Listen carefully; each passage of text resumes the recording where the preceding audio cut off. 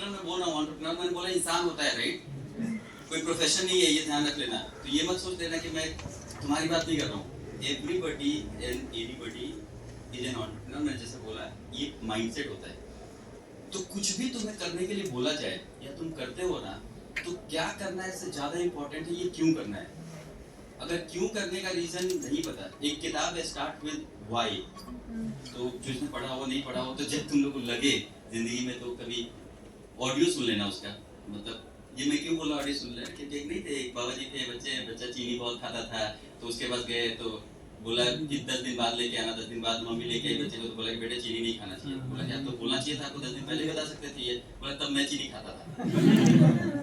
तो मैं भी ना बुक्स के जिस्ट लेता हूँ, ऑडियो जो बुक्स आती है ना उससे।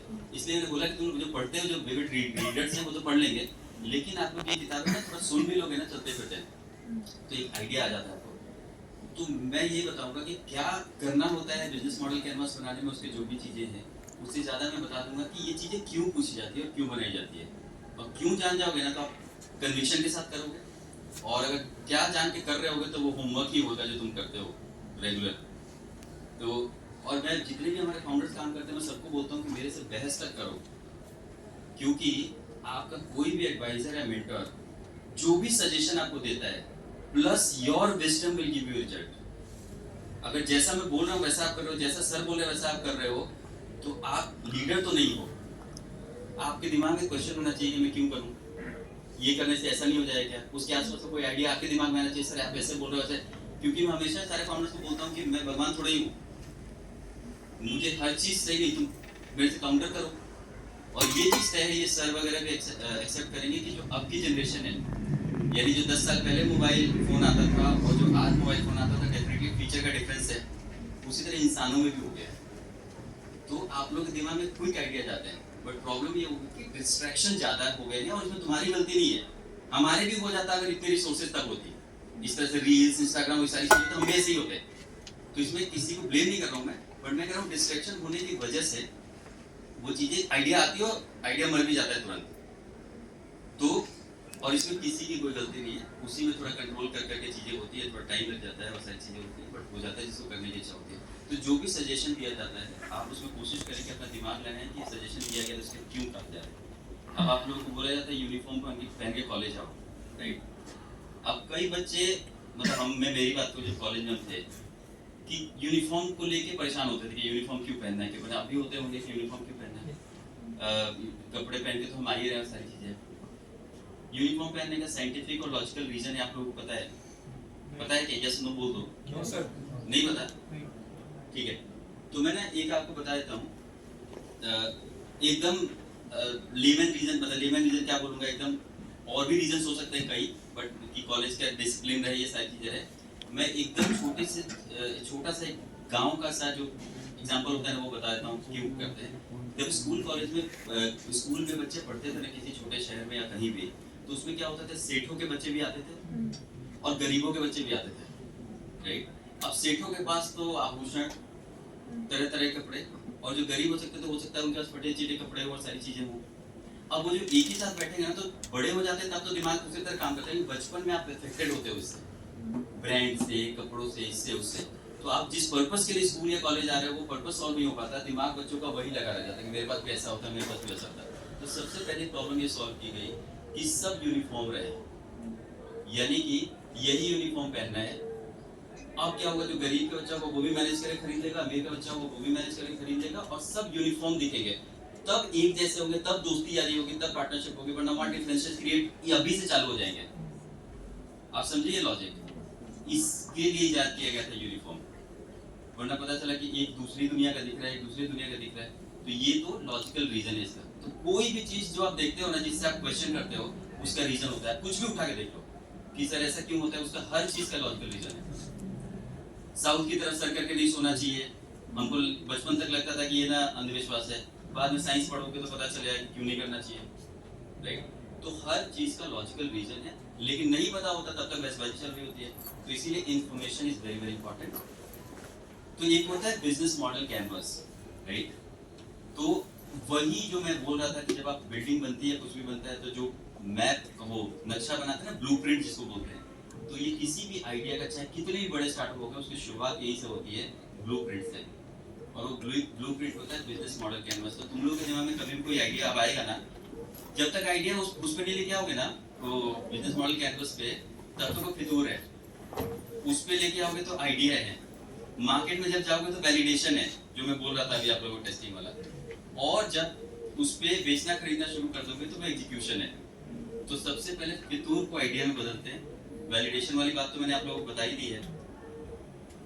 तो 9 कॉलम्स होते हैं बिजनेस मॉडल कैनवस में।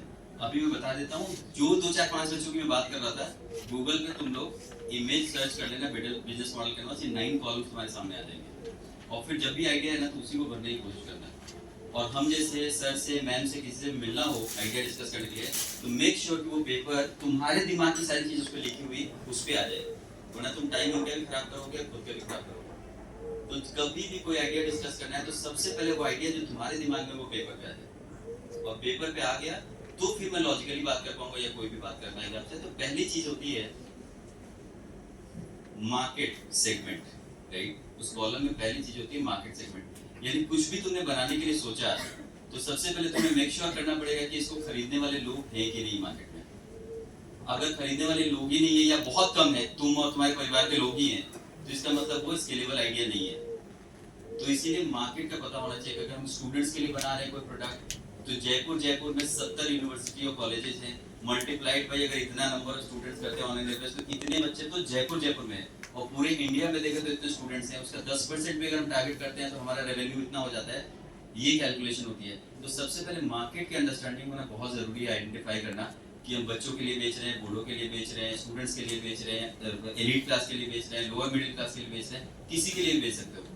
या तो प्रोडक्ट आपका महंगा हो और एलीट क्लास उसका टारगेट हो, या प्रोडक्ट बहुत सस्ता हो और मास में बेचो। यानी कि आईफोन का भी मार्केट है और जो बाकी जो Xiaomi वगैरह जो भी हैं उनका भी बहुत बड़ा मार्केट है। तो इसका मतलब ये नहीं कि दोनों ये आईफोन बन जाए और ये बन जाए। आपको डिसाइड करना आप किसके लिए काम करना चाहते हो। तो first thing is market segment. आप डिसाइड करो कि आप किसके लिए बेचना चाहते हो, यानी जो भी प्रोडक्ट आप बना रहे हो उसका टारगेट मार्केट कौन है। एक होता है कस्टमर, एक होता है कंज्यूमर। इसका डिफरेंस पता है आप लोगों को? जैसे मान लो कि फर्स्ट क्राई जानते हो आप लोग? फर्स्ट क्राई का कस्टमर कौन है? खरीदने वाले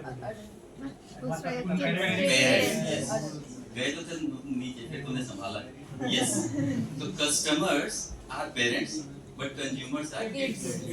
यस, तो ये डिफरेंस पता होना चाहिए। हम इंटरचेंजेबली यूज कर लेते हैं इसको, बट डिफरेंस ये है। तो आपका कस्टमर आपको पता चल जाए कि बच्चे हैं, बूढ़े हैं, एलीट क्लास है, लोअर मिडिल क्लास, ये क्लियर कर लो। ये सबसे पहले जरूरी है, राइट। दूसरा होता है कस्टमर रिलेशनशिप। कस्टमर रिलेशनशिप का मतलब ये होता है कि आज के समय, पहले क्या होता था कि आपका प्रोडक्ट ऐसे बेच दिया, लोग खरीद के ले गए, कुछ भी गारंटी नहीं। आज के डेट में कस्टमर को रिटेन करना है। कि स्टार्टअप तभी चलेगा when you are able to retain your customer. यानी एक बार खरीदने के बाद अगर दोबारा नहीं आ रहा आपके पास, तो फिर वो स्केलेबल स्टार्टअप नहीं होगा। जोमेटो एक बार ऑर्डर करके आप डिलीट कर दो तो कभी बड़ा होता वो। ओला उबर अगर एक बार यूज करके आप डिलीट करते तभी नहीं होता। तो ऐसा जिससे अब कब डिलीट करते हैं आप कि एक बार किया, आपने कोई तकलीफ आई, ओला वालों ने कोई रिस्पॉन्ड नहीं किया, कोई रिफंड नहीं किया, जोमेटो में खाना खराब आ गया और आप लोगों ने किया और उन्होंने पैसे वापस नहीं किया, ये एक्नॉलेज नहीं किया, तो क्या होगा? आप लोग उसको, ये कोई नहीं आ रहा तो तुम इतने देख क्यों रहे हो? मैं बताऊं, ये एग्जांपल के तौर पे बता रहा हूँ आपको कि हम लोग एक बार IIM अहमदाबाद में गए थे, ट्रेड वो एजुकेशनल ट्रेड होता है उसमें। तो 60 लोग और लाइब्रेरी में घुसे ना, वहाँ पे वो लाइब्रेरी बहुत अच्छी है, उनको दिखाने के लिए घुसा। तो वहाँ जो बच्चे किताब खोल के पढ़ रहे थे, 60 लोगों के बीच घुसे, उन्होंने सर उठा के भी नहीं देखा कौन है। और ये डिफरेंस हम बोलते थे कि IIM के बच्चे, IIT के बच्चों को बहुत प्रेफरेंस मिलता है, ऐसे बच्चे बोल देते हैं, हम लोग भी बोलते थे। बाद में मुझे समझ में आया कि होते ही ऐसे है और ये एटीट्यूड का खेल है।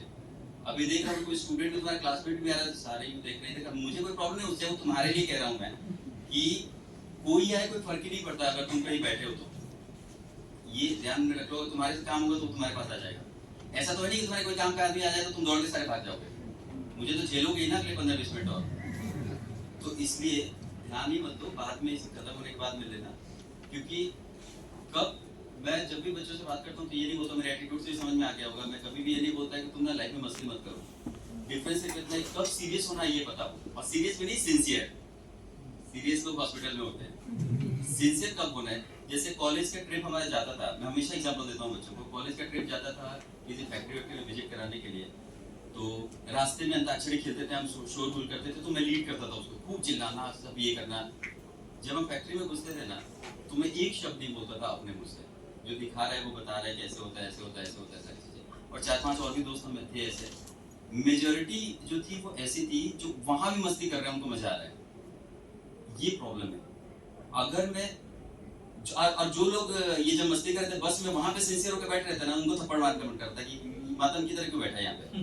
पॉइंट ये है कि कब मस्ती करनी है और कब सिंसियर होना है, दिस इज ओनली डिफरेंस। जिसने समझ लिया ना वो मस्ती भी करेगा। अभी हम लोग अभी भी क्यों एंजॉय कर पाते हैं अपनी लाइफ को, ये बाइफर्केशन की वजह से, वरना लाइफ मोनोटोनस होती चली जाती है धीरे धीरे। तो मैं बता रहा था आपको कि दूसरा होता है कस्टमर रिलेशनशिप, यानी कि आपको कस्टमर से रिलेशनशिप बना के रखना पड़ेगा। यानी कि आपका कस्टमर आएगा, अगर कोई इसको प्रॉब्लम होगी तो कैसे आप आइडेंटिफाई करोगे, उसका बर्थडे होता है तो उससे आपके विशेष जाए आपकी तरफ से, ये सारी चीजें आपको कनेक्टेड रखना है खुद से। क्योंकि अब जैसे मान लो कि एग्जांपल देते हैं हम लोग कि हम लोग जब ना, मैं मार्केटिंग वगैरह हम लोग पढ़ते थे ना उस टाइम में, तो टीचर ने आके एक बार बोला कि मार्केटिंग का मतलब होता है और सेल्स का मतलब कि जिसके बाल नहीं है ना उसको भी कंघी बेच देना। और ये सुनकर सबने तालियां बजाई। बाद में जब मैं मार्केट में आया और सारी चीजें की तो मुझे पता चला ये फ्रॉड है। अगर आपको पता है कि उस इंसान को इस चीज की जरूरत नहीं है और फिर भी आपने अच्छी अच्छी बातें करके अरे आपकी लाइफ बदल जाएगी, ये हो जाएगा, और चिपका दिया उसको, तो घर जाके तो उसको पता चल जाएगा ना कि उसके काम की चीज नहीं थी। फिर आप उस गली से भी नहीं गुजरोगे जिसमें उसका घर है, आपका वेट कर रहा होगा वो। तो इसीलिए बहुत जरूरी है कि आप प्रॉब्लम जिसकी है उसको पकड़ो, वो आपका पोटेंशियल कस्टमर है, उसको सर्व करो, और उससे जो चीजें प्रॉब्लम आती है तो आप उसको, तो उसके लिए जरूरी है कस्टमर से रिलेशनशिप बना के रखना और रिटेन करना। अगर ऐसी चीज चिपका दी तो फिर तो आप उसके पास पूछने के लिए जाओगे भी नहीं, वो गालियां पड़ेगी आपको। तो customer relationship is very very important for startups. तो आप कैसे मेंटेन करोगे कस्टमर रिलेशनशिप, कैसे करोगे, ये आपके दिमाग में होना चाहिए और आपको लिखना चाहिए। तीसरा होता है चैनल। चैनल का मतलब होता है कि ये प्रोडक्ट कैसे बेचोगे आप। तो अब मैं बता दूं कस्टमर रिलेशनशिप क्यों करते हैं, इसलिए करते हैं कि कस्टमर को आप रिटेन कर सकें, राइट, तभी स्टार्टअप बड़ा होगा। अब तीसरा है चैनल। चैनल का मतलब होता है कि ये प्रोडक्ट कैसे बेचोगे आप कस्टमर को। डिस्ट्रीब्यूशन चैनल के थ्रू बेचोगे, दुकान दुकान जाके बेचोगे, दरवाजे दरवाजे जाके बेचोगे, वेबसाइट से बेचोगे, ऐप से बेचोगे, कैसे बेचोगे, ये क्लियर होना चाहिए चैनल। इससे क्या पता चलता है, जब हम देखते हैं या आप देखते हैं उसको, पता चलता है कि कितना कम रिसोर्स में कितना बड़ा मार्केट कवर कर सकता है। अगर तुम लोग जयपुर की कुछ कुर्तियां वगैरह जब देखते हो, तुम अगर तुम ऑनलाइन बेचोगे तो वेबसाइट यहाँ करोगे, शिप रॉकेट है, ये उससे डिलीवरी चेन्नई भी कर सकते हो। लेकिन अगर तुम मॉडल ये लेके आओ कि मैं जयपुर में एक बड़ी स्टोर खोलूंगा, मुंबई में खोलूंगा, चेन्नई में खोलूंगा, तो हमें पता है कैपिटल इंटेंसिव है, चला तो चला, नहीं चला तो नहीं चला। तो हम बोलेंगे भाई ये बिजनेस अच्छा है, आप ट्राई कर सकते हो, बट स्केलेबल स्टार्टअप नहीं है, इन्वेस्टेबल नहीं है। लेकिन कोई जैसे आज यहाँ पे आशो करके एक स्टार्टअप है, वो सूट बेचते हैं, सब लोग मैम वगैरह तो जानते हैं अच्छे तरीके से, वो 1000 ऑर्डर डेली के अपनी वेबसाइट से बेचते हैं जयपुर बैठे बैठे। और चेन्नई मुंबई कहीं भी जाके जो फीमेल से बात करोगे सब आशो को जानते हैं। और आछो का मतलब होता है कि राजस्थानी वर्ड है अच्छो, है ना, उसको उन्होंने अच्छो किया है। तो पॉइंट ये है कि सादा देख लो, सादा एक स्टार्टअप यहाँ का एकदम प्लेन फीमेल के कपड़े बेचता है, एक प्लेन 4 कलर में एक पीस, और वो 1000 1,500 डेली के ऑर्डर करते हैं, यानी कि 40 लाख 50 लाख डेली का वेबसाइट रेवेन्यू है। इसमें कोई रॉकेट साइंस दिखा क्या आपको? इसमें अच्छे प्रोडक्ट चुनना, अच्छा उसका फोटोग्राफी कराना उसको। लेकिन अगर वही अच्छे वाले बोलते हैं कि भाई हम ना, और वो प्रॉफिटेबल क्यों हो गए, क्योंकि वो सीतापुरा में बैठे बैठे सारी चीजें हो रही है। अगर वो सोचते हैं कि भाई हम ना मुंबई के कस्टमर को टारगेट करेंगे, मुंबई में स्टोर खोलेंगे, दिल्ली के लिए दिल्ली में स्टोर खोलेंगे, तो कॉस्ट कितना लग जाता है उनका कैपिटल, तो वो प्रॉफिट में आने में उनको बहुत टाइम लगता है, तो वो फिर स्टार्टअप नहीं होता, वो कोर बिजनेस होता है, फैक्ट्रीज होती है, उसको इन्वेस्टर पैसे नहीं देता, उसको बैंक्स पैसे देते हैं अगर सही मॉडल है तो। इसलिए आप लोग कोशिश करना है कि जब आप चैनल बताते हो तो उससे पता चलता है आपको कि ये कितना बड़ा हो सकता है स्टार्टअप, कम रिसोर्सेज लगा के, बिना उस तरह से रिसोर्सेज बढ़ाए हुए। तो अगर आप ऐप से सर्विस दे रहे हो, वेबसाइट से सर्विस दे रहे हो, सारी चीजें। और एक ना तुम लोग जानते हो, वैसे बस क्विकली बता दूं कि एक बोलते हैं ना बिजनेस और स्टार्टअप का डिफरेंस। तो हर स्टार्टअप बिजनेस होता है पर हर बिजनेस स्टार्टअप नहीं होता। अब मैं एग्जांपल दूं कि जैसे मान लो तुम सारे यहाँ बैठे हो, मैं कोचिंग क्लास चलाता हूँ, ट्यूशन पढ़ाता हूँ, राइट, तो तुम जैसे 50 बच्चे बैठे होगे यहाँ पे। अब मैं अगर यहाँ पे 1.5 घंटे टाइम दे रहा हूँ तो मैं 50 बच्चों से इंटरेक्ट कर पा रहा हूँ अभी, तो यानी कि मेरा टाइम 2 घंटे ही लगा, बट मैं 50 ही बच्चों को से बात कर पा रहा हूँ, क्योंकि 60वीं कुर्सी नहीं ले सकती इसमें। लेकिन अगर यही वीडियो कॉन्फ्रेंसिंग से ऐप से अगर भरतपुर में, दौसा में, सब जगह चल रहा हो और वहां भी 60-60 बच्चे बैठे हो, तो टाइम मेरा लगा 2 ही घंटे लगे टाइम, लेकिन अब क्या होगा 5000 बच्चे सुन रहे हैं मेरी बात को और इंटरेक्ट कर रहे हैं। तो वो जैसे ही रिसोर्सेज को बिना बढ़ाए, समय को ज्यादा बिना लगाए, पैसे को बिना लगाए, अगर बड़े मार्केट को आप कैप्चर कर पाते हो तो you become a scalable startup. और अगर मैं यहाँ बैठ के आप लोग 50 लोग पढ़ा रहा हूँ तो इसमें भी मेरा प्रॉफिट होगा, but this will be a good business, not startup. समझ गया आप डिफरेंस? अगर आप लोग 20 टैक्सी खरीद के चलवाते हो ड्राइवर रख के और रोज की बुकिंग करवाते हो, ये करते हो, it is a good business. बहुत हेडेक भी है लेकिन गुड बिजनेस। लेकिन अगर कोई ऐप ओला उबर की तरह आ गया, उसमें सारी कैब्स चल रही है ऐप के ऊपर, कस्टमर सीधा डाल रहा है, आपकी बुकिंग हो रही है, इट बिकम्स स्टार्टअप, राइट? तो जैसे टेक का एलिमेंट आता है और वो स्केलेबल हो जाता है बिना रिसोर्सेज को, समय को बढ़ाए हुए, इट बिकम्स स्टार्टअप। तो आपका ये समझ में आ गया चैनल। उसके बाद होता है आपका वैल्यू प्रोपोजिशन। वैल्यू प्रोपोजिशन किसको बोलते हैं कि दुनिया में कोई भी आप काम करो, आपका डायरेक्ट या इनडायरेक्ट कॉम्पिटिटर होता ही है। कोई भी अगर ये आपको बोले आके, या तुम में से कोई मुझे आके बोले कि दुनिया में कहीं नहीं हुआ ये, तो फिर ये धरती के लिए है, ये मंगल ग्रह के लिए आपका आइडिया। क्योंकि आप देखो ओला और उबर के टैक्सी और ऑटो वाले आज भी कॉम्पिटिटर्स हैं।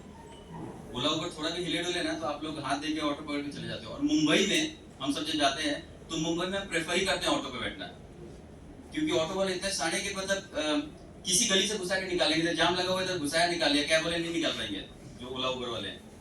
तो मोस्टली लोग जो बाहर के जाते हैं ना मुंबई वगैरह, तो मीटिंग्स वगैरह के लिए ऑटो ही यूज करते हैं। तो आज भी वो कॉम्पिटिटर है, इसीलिए, वरना तो वो करके छोड़ दिया होता है। इतनी टीम क्यों लगा रखी है और सारी चीजें क्यों कर रहे हैं, पता है थोड़ा भी हिले डुले ना तो लोग वापस ऑटो का हाथ लेके जाने लग जाएंगे। इसीलिए ये बहुत इंपॉर्टेंट है कि आपका वैल्यू प्रोपोजिशन आपको पता हो, कि यानी कि आपका कॉम्पिटिटर ऑलरेडी अगर है डायरेक्ट कैंडिडेट, तो आपके आने से कस्टमर की लाइफ में क्या आसानी हो रही है। यानी हो सकता है कि आप अच्छी सर्विस दे रहे हो, प्राइस थोड़ा कॉम्पिटिटिव हो आपका, ये जो भी चीज हो सकती है वो that you have to mention.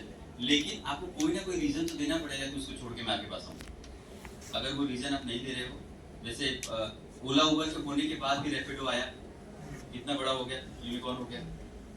एक इन कार करके ऐसा कुछ आया है, तो वो क्या, उसमें क्या उन्होंने वैल्यू प्रोपोजिशन दिया कि आप बिड कर सकते हो कि मेरा इतना बजट है, और वो उससे जो आसपास का, इसमें तो यूनिफॉर्म होता है ओला उबर में। तो अब उन्होंने क्या किया कि भाई आप 50 रुपए 80 रुपए का लो, जो नियरेस्ट जो होगा 50 रुपए से 55 रुपए वाला, वो आपके पास ऑर्डर आएगा। कोई 70 रुपए में मांग रहा होगा, तो नेगोशिएशन का भी पावर दे दिया उसके अंदर। कई बार नहीं होता कि आप यहाँ से जाते हो कहीं, कभी तो 50 रुपए लगते हैं, कभी उसका ना 70 रुपए 80 रुपए मांग रहे होते हैं, कभी 150 मांग रहे होते हैं, मतलब ऐप पे आगे वो देना है आपको, कोई नेगोशिएशन ही नहीं। उन्होंने वो एक वैल्यू प्रोपोजिशन डाल दी उनसे, इसीलिए वो फाइट कर पाए उनसे। तो आप किसी से भी फाइट कर सकते हो एक स्ट्रॉन्ग वैल्यू प्रोपोजिशन के साथ। तो आपको पता होना चाहिए कि जो मैं कर रहा हूँ ऑलरेडी अगर लोग कर रहे हैं मार्केट में, डायरेक्ट और इनडायरेक्ट, तो मेरे आने से क्या चेंज आएगा और कस्टमर्स को क्यों मेरे पास आना चाहिए, उसको बोलते हैं वैल्यू प्रोपोजिशन। उसके बाद होता है की रिसोर्सेज, यानी ये स्टार्टअप को चलाने के लिए आपको क्या क्या रिसोर्सेज की रिक्वायरमेंट है। अगर आप बोलते हो कि भाई मेरे पास एक आइडिया है, मुझे ना एक SKIT जितना बड़ा कैंपस चाहिए, उसको चलाने के लिए इतनी बड़ी बिल्डिंग चाहिए, तो फिर वो स्टार्टअप नहीं है। तो इससे जब आप रिसोर्सेज बताते हो कि मुझे टीम चाहिए, ऑफिस चाहिए, सर्वर चाहिए, वेबसाइट चाहिए, ये सारी चीजें जब आप डालते हो ना, तो उसको देख के पता चलता है कि कितना कैपिटल लाइट मॉडल है और कितना बड़ा हो सकता है और कितनी आसानी से चालू हो सकता है, यानी इसका MVP कम से कम। तो इसीलिए की रिसोर्सेज पेन टू शिप सारी चीजें आपको लिखनी होती है। तो इसीलिए आप लोग लिखते वक्त पूरा खुल कर लिखें कि अगर मुझे ये करना है तो मुझे ये सारी चीजें चाहिए, उसके लिए अगर ये होता है तो मैं काम एक बार स्टार्ट कर सकता हूँ या काम आगे बढ़ सकता है। उसके बाद होते हैं की पार्टनर्स। की पार्टनर्स का क्या मतलब होता है कि जैसे मान लो कि मैं यहाँ पे एक ऐप स्टार्ट करता हूँ टूर ऑपरेट करने के लिए, यानी कि शिमला मनाली लोगों को लेके जाऊंगा। तो मैं ऐप बना ली मैंने, बट शिमला मनाली में जाकर होटल्स नहीं बनाऊंगा, यहाँ पे बसेज नहीं खरीदूंगा। मैं क्या करूंगा कि जो ऑलरेडी बस चलाने वाले लोग हैं उनसे जाके टाई अप करूंगा कि भाई तुम एक अच्छे प्राइस पे मुझे दो, मेरा बैच जाता है हर महीने 2 महीने में, तो एक अच्छी वहां से भी मेरी प्रॉफिटेबिलिटी होगी। तो वो जो बस वाले हैं शिमला मनाली में होटल से मैं कनेक्ट करूंगा कि भाई करते ही हैं जो टूर वाले हैं। तो जो होटल वाले हैं, जो ये कैब वाले या बस वाले हैं, ये हमारे की पार्टनर्स हैं जो इस बिजनेस का पार्ट हैं revenue wise, but they are not directly partner to this company. तो वो की पार्टनर्स है, और हर बिजनेस को इनिशियली जरूरत होता है। आप कोई टेक बनाने जा रहे हो तो पहले ही थोड़े 10-20 टेक्नोलॉजी की टीम रख लोगे। आप किसी टेक्नोलॉजी कंपनी से बात करोगे कि भाई मेरा ये ऐप बना दो, तो दे आर योर की पार्टनर्स। और इसी तरीके से मल्टीपल चीज़, आप डिजिटल मार्केटिंग के लिए टीम नहीं बनाओगे, डिजिटल मार्केटिंग करने वालों से आप बात कर लोगे कि भाई मेरा काम करके दो, वो बाहर से। तो जितने लोग बाहर से, अगर कोई प्रोडक्ट आप बेच रहे हो, जैसे कुर्ती टी शर्ट कुछ बेच रहे हो, तो आप फैक्ट्री नहीं स्टार्ट करोगे, फैक्ट्री वालों से टाइप कर लोगे कि जैसे जैसे ऑर्डर आएगा आप 60 दिन के क्रेडिट पे माल दो, बिकेगा, मैं पेमेंट करता रहूँगा। तो दे आर योर की पार्टनर्स। तो ये सब चीज़ें आपको ध्यान रखना पड़ेगा कि आपका की पार्टनर कौन होगा। उसके बाद होता है की एक्टिविटी। की एक्टिविटी का मतलब है कि आपको लिखना पड़ता है स्टेप बाय स्टेप कि क्या क्या चीजें होंगी, यानी ऑर्डर आने से लेकर ऑर्डर सर्व हो जाने तक क्या क्या स्टेप्स फॉलो किए जाएंगे। यानी ऐसे ऑर्डर आता है, फिर मैन्युफैक्चरर के पास जाता है, वहां से प्रोडक्ट यहाँ आता है, या आप इन्वेंट्री खुद ही रखोगे। ये सारी चीजें स्टेप बाय स्टेप लिखते हो। तो हम लोग जब देखते हैं तो उसमें कोई फ्लॉ होता है तो हम बात कर लेते हैं आपसे कि ये चैलेंज आ सकता है, इसको सुधार लेते हैं। लेकिन लिखना तो पहले आपको पड़ेगा जो आपके दिमाग में है। तो की एक्टिविटी। फिर उसके बाद होता है कॉस्ट स्ट्रक्चर। कॉस्ट स्ट्रक्चर का मतलब है बिजनेस को चलाने में ऑपरेशनली मंथ ऑन मंथ क्या कॉस्ट आएगा आपका लमसम। तो आप अगर अमाउंट नहीं पता हो तो हेड्स लिख सकते हो कि मेरी मार्केटिंग कॉस्ट आएगी, सैलरी आएगा, रेंट आएगा, ये सब चीजें आप लिख सकते हो उसमें, just to have a clarity कि भाई ये खर्चे इतने तो आएंगे इनिशियली। और फाइनली होता है रेवेन्यू मॉडल। रेवेन्यू मॉडल का मतलब होता है कोई भी धंधा करो, अगर पैसे नहीं कमा पा रहे हो या रेवेन्यू नहीं जनरेट कर रहे हो तो फिर बिजनेस तो नहीं है। तो इसलिए पैसे किस किस तरह से आप कमा सकते हैं। कई मॉडल ऐसे होते हैं जिसमें आज रेवेन्यू कुछ होता है, कल कुछ और होने वाला था, परसों कुछ और होने वाला था। तो आप अगर परसों तक का सोच सकते हो तो दैट विल बी ग्रेट, नहीं तो आज का कम से कम तो क्लियर है। जैसे कोई वेबसाइट पे कोई प्रोडक्ट बेच रहा हूँ, सर्विस बेच रहा हूँ, तो इनिशियली वो सर्विस से पैसे कमाऊंगा, सब्सक्रिप्शन वगैरह से। धीरे धीरे 5 लाख 10 लाख का ट्रैफिक हो गया तो उस तरह के रिलेटेड प्रोडक्ट्स अपना ऐड देने लग जाएंगे मुझे, तो उससे रेवेन्यू होना चालू हो जाएगा और ये सारी चीजें होंगी। तो डिपेंड करता है। तो धीरे धीरे जैसे जैसे गाड़ी आगे बढ़ती है आपके रेवेन्यू के मॉडल्स बढ़ने लग जाते हैं। तो ये जो है ये बिजनेस मॉडल कैनवस है। अब इसमें जब आप सारी चीजें अपने मन का डाल दोगे ना, तो इससे बाहर का कोई सवाल नहीं होता इनिशियली वैलिडेशन के लिए। इससे बाहर का कोई सवाल है ही नहीं। और अगर ये क्लैरिटी आ गई कि हाँ जो करने जा रहे हो डिस्कस कर लिया कि इसका मार्केट भी है, वैल्यू प्रोपोजिशन भी है, चैनल भी हमने सही चुना है, हमारे पास वो लिमिटेड रिसोर्सेज जो रिक्वायर्ड है वो भी है, हम रेवेन्यू भी इंश्योर कर पाएंगे, ये क्लैरिटी अगर डिस्कशन से आ गई तो फिर 100-50 अपने पोटेंशियल कस्टमर्स जो है उसके आसपास की कोई चीज जो मैंने MVP बोला, मिनिमम वायबल प्रोडक्ट, वो बना के आप उन लोगों से मिलना जुलना चालू करो। बाकी सवाल आपको मार्केट दे देगा जो जवाब देना है, और उसके अकॉर्डिंग फिर आप चेंजेस जो करोगे, जो मॉर्फिंग मैंने बोला, तो आप लोगों का प्रोडक्ट मार्केट फिट बन जाएगा and then you will start growing. तो this is how you have to bring your idea on paper, फितूर से idea, then test it, then execute it.